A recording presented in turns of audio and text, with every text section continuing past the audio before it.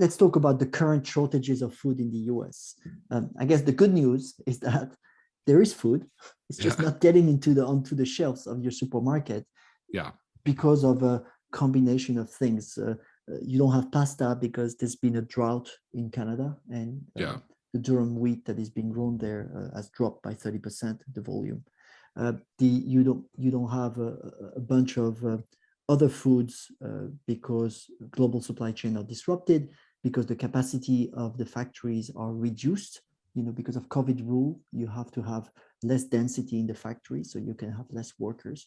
So, and at the same time, you've got a demand that is, I think, up 13% year on year. So, increased demand, limit constraint on the supply chain, create these bottlenecks that create the shortage. The good news is that the food is here. On the subject of China, one thing I wanted to say is, there's this political environment between the US and China. It's quite tense these days, and nobody can really understand how Chinese look at the world without understanding that China has to feed 25% of the world population with 9% of the arable land. Let's be frank. The geography of America is amazing. It's unique. There's openings to two oceans. There's gigantic rivers that facilitate transports. There's incredible amount of natural resource, agricultural resource, and oil and so on.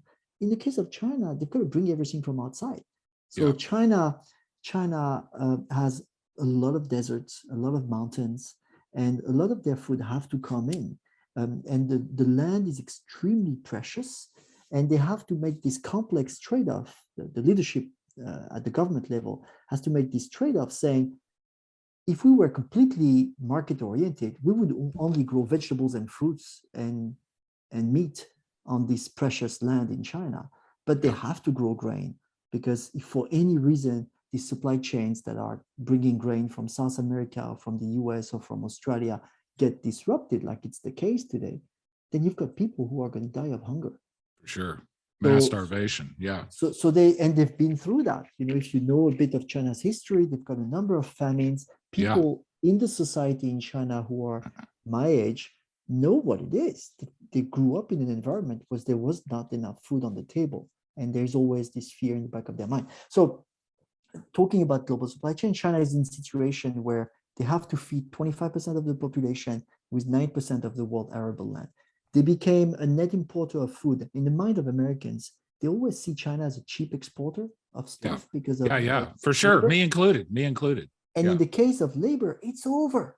China became a net importer of food in 2010. Their exports of food were largely reprocessing of frozen fish that was caught everywhere in the world, brought to China, reprocessed and shipped. I think a third of the frozen fish consumed in the US has been processed in China. Or low value, dry fruits or dry vegetable that you put in soups or instant soups or yogurts and things like that. It's over. This thing has been flat for the past 10 years, these exports of food. I think it's flat at $70 billion. What has been growing tremendously, it's now $160 billion, and it's growing at nearly double digit every year, is the import of food, of super premium food. You're talking olive oil, coffee, wine, Angus beef, and I think the Texas Meat Board was saying a couple of weeks ago that their sales to China have been multiplied by 13 times. Really? The first 6 months of this year. You would not believe it when you read the news. For sure. Right? Yeah.